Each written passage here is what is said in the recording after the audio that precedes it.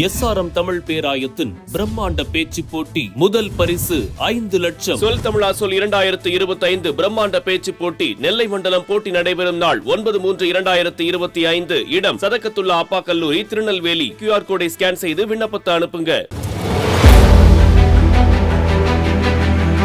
கடந்த சில நாட்களாகவே ரொம்ப பரபரப்பா பேசப்பட்டு இருக்கிற தேசிய கல்விக் கொள்கை மத்திய அமைச்சரவையால சமீபத்துல அங்கீகரிக்கப்பட்டு அனைத்து மாநிலங்களிலும் நடைமுறைப்படுத்த மத்திய அரசு நடவடிக்கை எடுத்துட்டு வராங்க. இந்த நிலையில தமிழ்நாடு, கேரளா போன்ற மாநிலங்கள் தேசிய கல்விக் கொள்கையை வேண்டாம்னு சொல்றாங்க. புதிய தேசிய கல்விக் கொள்கையில அப்படி என்னென்ன இருக்கு வாங்க பார்க்கலாம்.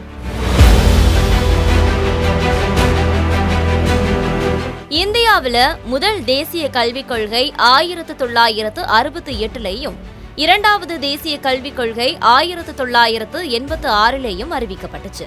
2020 அறிவிக்கப்பட்ட மூன்றாவது தேசிய கல்விக் கொள்கையின் ஒரு பகுதியே தேசிய கல்விக் கொள்கை 2024. இந்திய கல்வி முறை மிக நீண்ட காலமாகவே 10ஆம் மற்றும் 12ஆம் வகுப்பு பொதுத் தேர்வு முறையை பின்பற்றி வருகிறது. இந்த நிலையில 5+3+3+4 என்ற முறை புதிய தேசிய கல்விக் கொள்கையில இடம்பெற்றிருக்கு. 3, 5 மற்றும் 8ஆம் வகுப்பு மாணவர்களுக்கு பொதுத் தேர்வு முறையை இந்த கொள்கை பின்பற்றும். இதனால இது மாணவர்களினுடைய இடைநிற்றலை அதிகரிக்கும் எனவும், வறுமையில உள்ள குழந்தைகளுக்கு பள்ளிக்கு முந்தைய கல்வி கிடைப்பதில் சிரமம் ஏற்பட வாய்ப்புள்ளது எனவும் தமிழ்நாடு பள்ளி கல்வித்துறை அமைச்சர் அன்பில் மகேஷ் தெரிவிச்சிருக்காரு. 3ஆம் வகுப்பு, 5ஆம் வகுப்பு, 8ஆம் வகுப்பை சார்ந்திருக்கின்ற மாணவர்களுக்கான பொது தேர்வு போன்ற ஒரு முறையை கொண்டு வருவது, ஒகேஷனல் குரூப் 6ஆம் வகுப்புலேருந்தே கொண்டு வருவது என்பது இது ட்ராப் அவுட்டுக்கு நீங்கள் அதிகப்படியான வழிவகை செய்வது போல் இருந்ததுனால நாங்கள் சொன்னோம். நாங்கள் ஏற்கனவே ட்ராப் அவுட்டில் நாங்கள் மினிமைஸ் பண்ணி இன்றைக்கி ஒட்டுமொத்தமாக இந்தியாவிலே ட்ராப் அவுட் இல்லாத ஒரு மாநிலமாக நாங்கள் ஆக்கிக்கிட்டே இருக்கோம். நாங்கள் இந்த நிலையில மத்திய கல்வி அமைச்சர் தர்மேந்திர பிரதான் பிரதமரின் கனவு திட்டமான தேசிய கல்விக் கொள்கையை செயல்படுத்துவதில் அரசு உறுதியாக இருக்கு அப்படின்னும், மும்மொழி கொள்கையில ஹிந்தி மொழியை திணிக்கவில்லை என்றும் கூறியிருக்காரு. இந்த கொள்கையில மாணவர்கள் 3 மொழிகளை தேர்வு செய்யும் சுதந்திரத்தை பெறுவாங்க. 8ஆம் வகுப்பு வரை தாய்மொழியே பிற மொழிகளை கற்கும் ஊடகமாக பயன்படும். இதனால மாணவர்கள் சமஸ்கிருதம், ஹிந்தி, தமிழ், தெலுங்கு, கன்னடம், மலையாளம் மற்றும் ஒடியா போன்ற பிற மொழிகளை கற்றுக்கொள்ள முடியும். 1976ஆம் ஆண்டு அதிகாரப்பூர்வ மொழிகள் விதி 1 பிரிவு 2 படி தமிழ்நாடு 1963ஆம் ஆண்டு அதிகாரப்பூர்வ மொழிகள் சட்டத்திலிருந்து விலக்கு பெற்றுள்ளது என்பது குறிப்பிடத்தக்கது.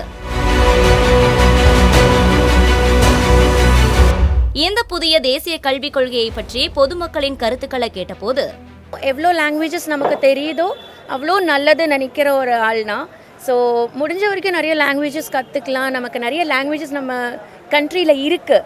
ஸோ ஐ திங்க் ஹிந்தியோ இல்லை தமிழோ இல்லை ஃப்ரெஞ்சோ வாட் எவர் இட் இஸ், எதுவாக இருந்தாலும் நமக்கு ஃப்யூச்சருக்கு ஹெல்ப்ஃபுல்லாக இருக்குங்கிறது என்னோட ஐடியா. அது நல்லது, நான் அது ஒரு வகையில் ஆதரிக்கிறேன். பசங்களோட கல்வி திறன் அதிகரிக்கும், அதுங்க மெமரி பவர் அதிகரிக்கும். போட்டி போட்டு படிக்கணும், பாஸ் பண்ணணுன்றது சின்னதுலேருந்தே கொண்டு வந்துடலாம். நம்ம ஏன் விருப்பப்படி தேவையான எடுத்துக்க முடியல, கல்வி உண்மைக்குள்ளே தேவையான விட்டுலாம்ல.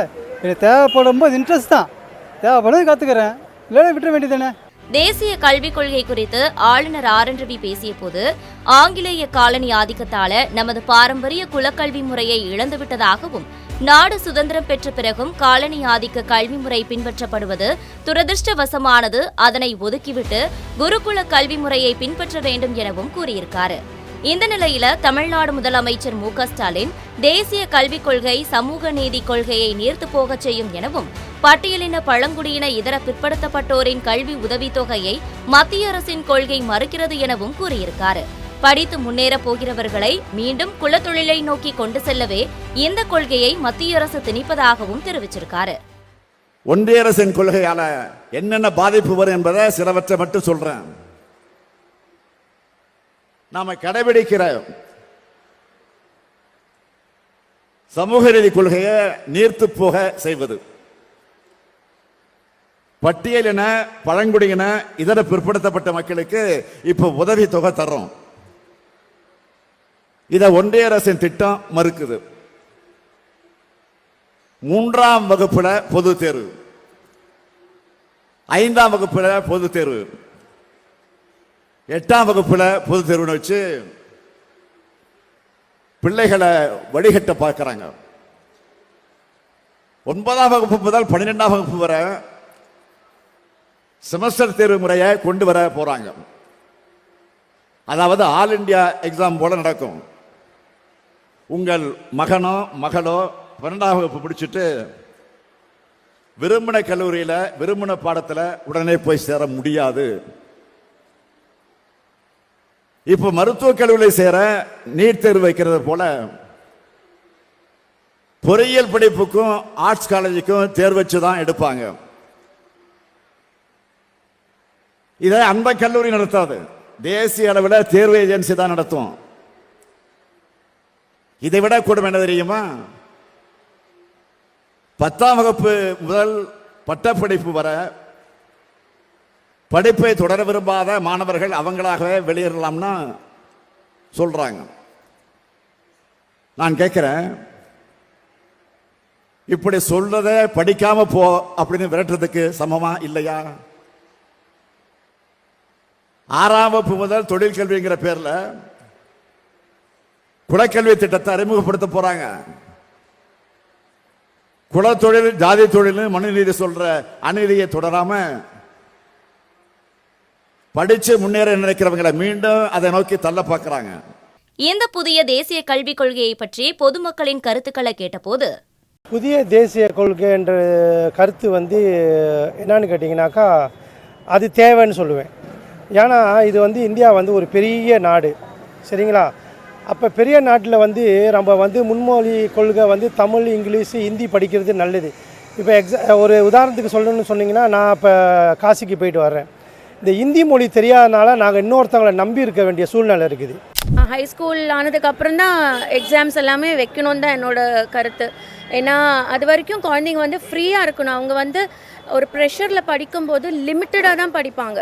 பட் ஃப்ரீயாக விட்டும் அவங்களுக்கு எக்ஸ்ப்ளோர் பண்ணுறதுக்கு ஸ்பேஸ் இருந்ததுன்னா நிறைய எக்ஸ்ப்ளோர் பண்ண முடியும். நான் ஆதரிக்கல மும்மொழி கொள்கையை. தமிழ் மட்டும்தான் வேணும் நமக்கு. ஹிந்தி படிக்கணும்னு சொல்கிறாங்க, அது கட்டாயம் இல்லைன்னு சொல்கிறாங்க. ஆனால் ஹிந்தி டீச்சர்ஸ் எத்தனை பேரை கவர்மெண்ட் நியமிக்கணும்? இப்போ தமிழ்நாடு கவர்மெண்ட் அதை கட்டாயப்படுத்தினா central government Hindi teachers minimum நிறைய பேரை நியமிக்கணும், அவங்களுக்கெல்லாம் பே பண்ணணும். நிறைய விஷயம் இருக்குது. புதிய கல்விக் கொள்கையில் இந்த பப்ளிக் எக்ஸாமும் சேர்ந்து இருக்கணும். அப்போ தான் பிள்ளைங்களுக்கு, வருங்காலத்து பிள்ளைங்களுக்கு நம்ம இன்றைக்கி உள்ளது பேச முடியாது.